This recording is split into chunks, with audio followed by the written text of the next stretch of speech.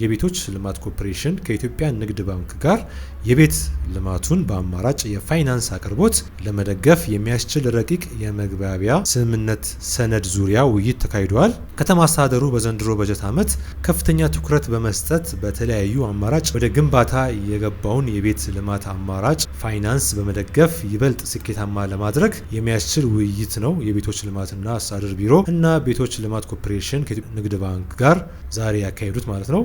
የኢትዮጵያ ንግድ ባንክ በተለያየ አማራጭ መንግስት የያዘው የቤት ልማት በፋይናንስ ለመደገፍ ከፍተኛ አስተዋጽኦ እያበረከተ መሆኑ የሚታወቅ ሲሆን አሁንም በቤት ልማት ዙሪያ ለሚደረገው የፋይናንስ አቅርቦት ከከተማ አስተዳደሩ ጋር ከምንጊዜውም በላይ በቅንጅት እንደሚሰራ ገልጿል። በውይይቱ ክብርት ቅድስት ወልደ ጊዮርጊስ የቤቶች ልማትና አስተዳደር ቢሮ ኃላፊ፣ ኢንጂነር ቶማስ ደበሌ የቤቶች ልማት ኮርፖሬሽን ዋና ዳይሬክተር፣ አቶ ደረጀ ፉፋ የኢትዮጵያ ንግድ ባንክ የቢዝነስ ዘርፍ ምክትል ፕሬዚዳንት ጨምሮ የኢትዮጵያ ንግድ ባንክ ከፍተኛ አመራሮች እና አልሚዎች ተሳትፈዋል።